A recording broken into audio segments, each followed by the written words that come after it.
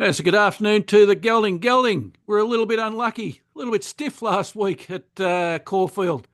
But the beauty of it all, 50% win rate, 75% place rate. So plenty to build on for tomorrow's races. Yes, good afternoon, Professor. Again, taping on a Friday.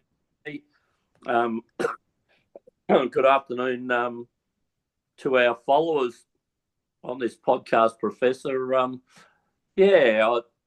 little bit stiff, or were we done it by, and I'll clean this up for the podcast, an ordinary ride, Professor? Well, we weren't helped by an ordinary ride, Gelding. Can we name the jockey who we thought put in a Well, I think the ordinary viewer, performance? Gelding, the viewers will know because they know which horses we were on last week, so they'll know who the jockey was. Oh, what? Well, can I say the initials? No need to. Can I? Allegedly, it was the initials Jamie Mott, but anyway. Well, you and I weren't impressed with the ride, were we, Gelding? Well, Professor, yes, not impressed with the ride, but even less impressed with the steward's follow-up on the ride of a very well-fancied horse where Jamie thought that there must have been room between those two lots of three horses in front of him, Professor. Well, he ran into the back of the Great Wall of Horses, Gelding. That's one way of putting it, Professor. All right, Gelding. There's a little event up in Sydney it could be referred to, couldn't it? Yes, Gelding. But fortunately, this is a racing show, so we don't need to go there. Listen, before we start, though, we should say, as I always do every week, that if you like the video, well, we want people to like the video, so there's a button down there to press for like. Also, subscribe to Sportsfan Radio because, Gelding, not only do you get a great video where we put a little bit of humour with our racing tips, but also you get to listen to Paul Daligan and his review of the NRL each week, and he's getting funnier each week, Gelding. Oh, very colourful, Professor. He's a wordsmith, isn't he? Yeah. He's a wordsmith. Now, Professor, I've got to apologise for my haircut. What happened, Gelding? Well, I went this morning because we're going to as we said, we're going away to another little vacation, Professor, in a hot environment location. And I said, oh, well, maybe trim it a bit shorter than he came back. And I thought, shit, he's going to give me your haircut, Professor. Did you get a number one on the top, Gelding? Well, I had a two on the bottom, and he just cuts the top, Professor. And Jesus, I've gone, wow. I thought he's scalped me. You better apply that sunscreen up there when you're away, Gelding. Otherwise, you're going to get sunburn, I think. I think I better buy a bucket hat over there, Professor. All right, Gelding. As I said, 50% win rate, 75% place rate. So we're certainly in form with the tips.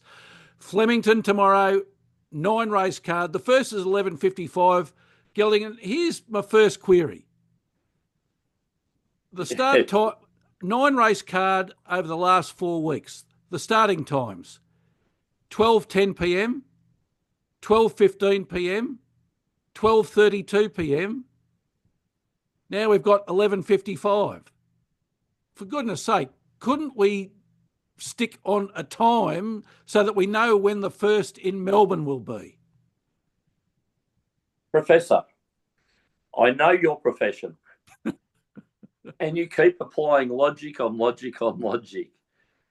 We are dealing with Racing Victoria and the VRC, and obviously they're not logical people. 11.55. At least we're not at Doomben. We're 11.48. And I think and racing at Scone tomorrow. At Scone or Scone? Scone. Scone. Yes, but I call it Scone. Well, do you have that? Do you have cream on first or your strawberry jam on first? The strawberry or raspberry jam first, always, Gelding. Okay. Now, it's gone tomorrow. Yes. 11:05 start. Yeah, you got to get up early in the morning there, Gelding. Well, we might as well go and see track work and just stay there. Why don't they have track work as the first 4 races?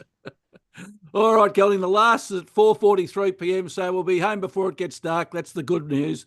The feature race is race 7, the Andrew Ramsden Gelding. It's a listed race over 2,800 metres worth 300,000. The track's a good 4, but there will be showers, Gelding, so we caution, as we do all the time, to the viewers, take note of the conditions on the day and see whether there's any raising or lowering of that track condition, because that might affect some of the runners. Certainly will, Professor.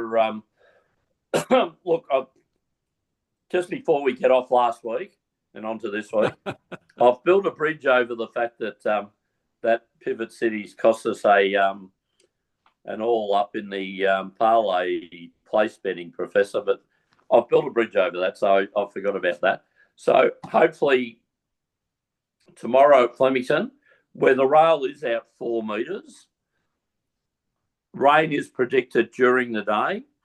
That normally means that where they race gets cut up. So I suppose over the length of the program, if it does rain, I would say to the viewers, look for horses coming from the middle of the track or the outside of the track at Flemington. But as we said many, many times, out of any track that can handle a bit of weather, it is Flemington. So normally you get a perfect racing surface there. So, but as you rightly point out, Professor, just be a little bit careful. Exactly, Gelding. So what are your 2 best bets for tomorrow's Flemington races? Well, Professor, I thought, seeing it was your tips, I might go early. But look, I like the 2-year-old race is race 2, the Trevor Clark handicap over 1,400. Look, a horse I saw win the 2-year-old race down at the Warrnambool Carnival, Professor, number 3, the Opportunist. Heard Ben Hayes interviewed after its win. Ben Hayes had a very good opinion of this horse. They had it up nice and early as a 2-year-old and thought it would be good. Did no good, put it out. It's come back. The last 2 starts, it had a win in the 2-year-old race at Warrnambool, where it won by 3 lengths, quite impressively, and eased down by Celine Gaudray. Before that was second at Pakenham when ridden by D. Stackhouse. Professor, I just liked the win of this horse last time and was happy to back it today. Worried about the top 2, High Vol and Warrior Smile, also from the Hayes stable. They're both got city wins, but I think the Opportunist coming up to this time of the year, the way it won, happy to follow it again. So it's race 2, horse number 3. Needn't say anything about how the Hayes are going with the 2-year-olds, Professor. They seem to be winning most of them. So quite happy to be on the Opportunist. Second bet for me, Professor, is again another up-and-coming horse. Race 6, number 11, King Zephyr, trained by Graham Begg to be ridden by Gordon Childs in the 1,200-metre straight 6. Drawn barrier 8, so midfield. So if a track is getting, we'll have the chance to get out to the middle or outside of the track. A horse that is progressing fantastically, Professor. And wouldn't we like to own it? 6 starts for 5 wins. The last 4 have been in a row. And Pakenham, Sandown, and last start Flemington over 1,400. So look, I've just been impressed with this horse. Very worried about the top two in this race, Professor. Limbs, I don't know how you pronounce that. Kosciuszko, is it? Or yeah, Kosciuszko, good effort, Gelding. Yeah. Look, this horse is a leading horse from Singapore, trained by Ma over there. Singapore racing stopped. They've brought it back to Melbourne. This is a horse that's won over $4 million over there in Singapore. Chalked up a few wins over the journey, Gelding. 22 out of 33, Professor. You'd be running out of wall space for the photos, wouldn't you? You'd have to put in a new wall. Well, I think with the $4 million you won, you could buy a house for it, couldn't you? So you'd have plenty of wall space. But look, it's its first start in Australia. Happy to be on a horse that's showing form at the moment, but be wary about that. And also Avatress, which is coming over from South Australia, trained by the Jollies. They don't bring them over. Normally when they bring them over, they race well. But this is a very open race, and I think when this horse is, round about the $2.50, Professor King Zephyr, you're getting that only because of these other horses in the top of the weight. So, look, as I've said many times, always happy to back an informed horse with winning form and recent winning form. So I think it will be the bet of the day for me, Professor, but let's see how we go. And you like? Yeah, Gelding. For once, I'm going a little bit later than you. Yeah. I left the 11:55 slot open for you. Well, yeah, I would have taken that if you had been putting the bets on, Gelding, but it's my turn, so no, I didn't want to have the rush to get down there. Beautiful, Professor. All right, I'm going in race 3 for my first selection, Gelding, the Sir Eugene Gorman Handicap, a benchmark 78 for 3-year-old fillies and mares over 1,200 metres. I like in this one horse number 10, Gelding, Cuisine, coming out of barrier 4. It's had 7 starts for 4 wins, Gelding, so it doesn't place, it just wins. So it's a 57% win and place rate. It's up in class. Very impressive, this campaign, Gelding. 3 wins from its last 4 starts. It won over the distance in the city last start, Gelding, at Sandown a month ago. It's down in weight as well. Declan Bates in the saddle, experienced jockey, and Archie Alexander, who we don't mention very often on the program, Gelding, but he's the trainer. He's in career form at the moment, 14% over his career, but 18% over the last 50. So at $7 and $2.60, Gelding, I think that's great value. A little bit worried about a couple of the other horses, but I think Cuisine can get up. I like it, Professor. Down there at it's got 58 kilos, but the toppies are carrying, 62 and 61, so they're up there. Yeah, Gelding, I think Lover Zoo is a bit of a threat, and also number 2, Here Comes the Star. That also won its last race. But I think in this race, I do like Cuisine. I like it, Professor, and as you said, at those odds, fantastic if it wins, but you're still showing a profit if it runs a place. Exactly right, Gelding. And my second selection's in the next race, race 4, the K.A. Morrison Handicap, an open race for 3-year-olds over 1,400 metres. I like in this race, Gelding, horse number 7, Calcallo, coming out of barrier 4. It's had 7 starts for 2 wins and 4 placings, so a 29% win rate, an 86% place rate, so I do like that. It won its last start at Caulfield, Gelding, over the distance. This campaign, 5 starts and only been out of the money just the one occasion, and appears to be improving. It beat No Strings Attached by 4 lengths 2 weeks ago, Gelding, so I do like that form. Ethan Brown, another experienced rider, he's in career form, 14% for his career, but 18% over the last 50. And Kieran Maher, well, you can't say very much more. He's a former trainer of ours, Gelding. Yes, one of ours, Professor. So we do like him. Professor, we were on No Strings Attached 2 weeks ago. Were we, Gelding? We were, and is that when it jarred up? Well, yeah. In the Stewart's report, it said the horse shut up and on a good four. Yeah, and didn't stretch out on it. So, and I do notice the track's a good four tomorrow at the moment. Obviously recovered well in the last 2 weeks. Well, we'll see, won't we, Gelding? Yes, we will. Yeah, I was a bit. That's why I was a bit gun shy of going for the favourite, Gelding, because last time we were on the favourite and it hurt us badly. Did indeed, Professor. All right, I do like Calcalo at $3.90 and $1.75, Gelding, so there's plenty of value there for punters.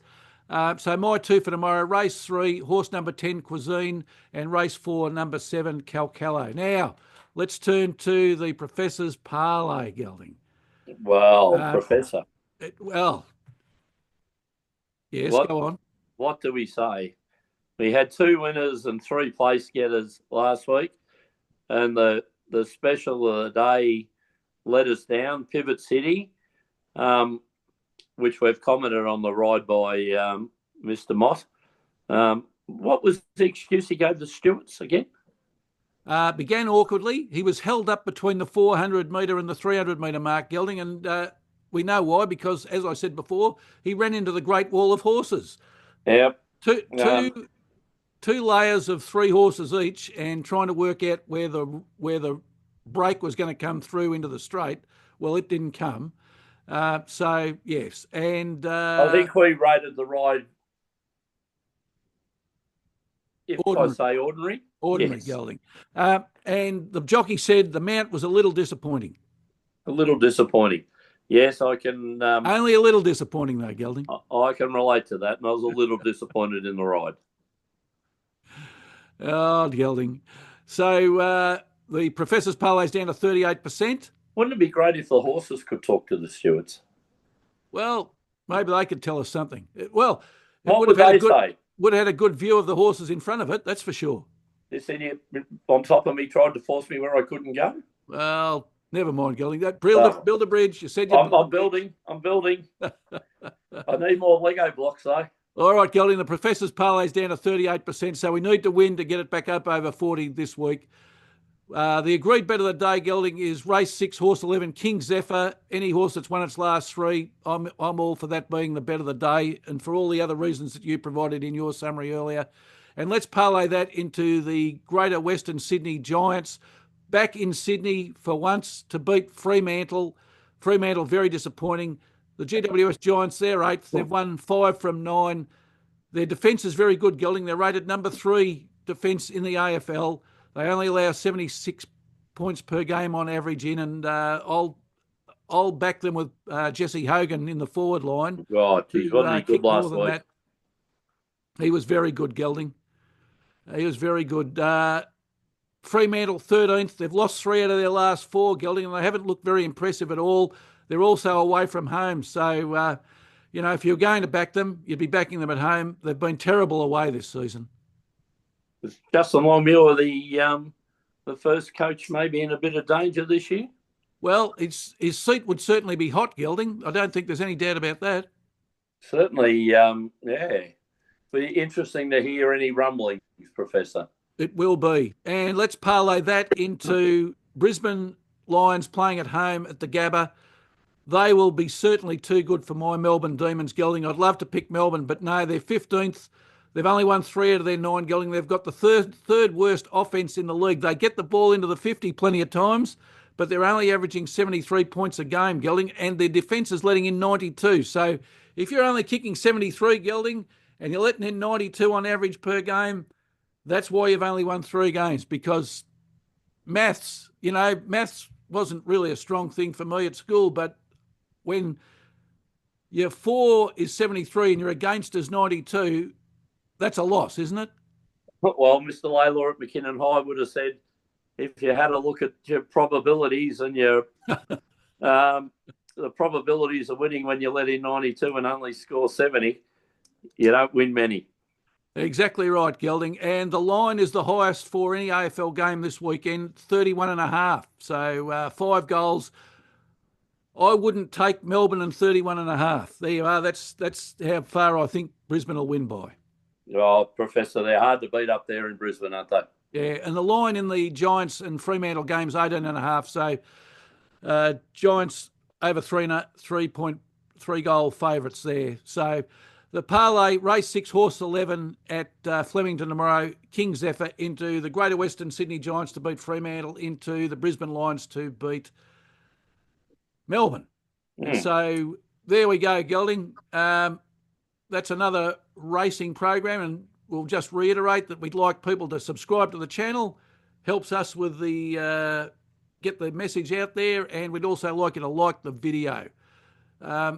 So, Gelding, until next Saturday, and that's racing, it's good luck. And good punting.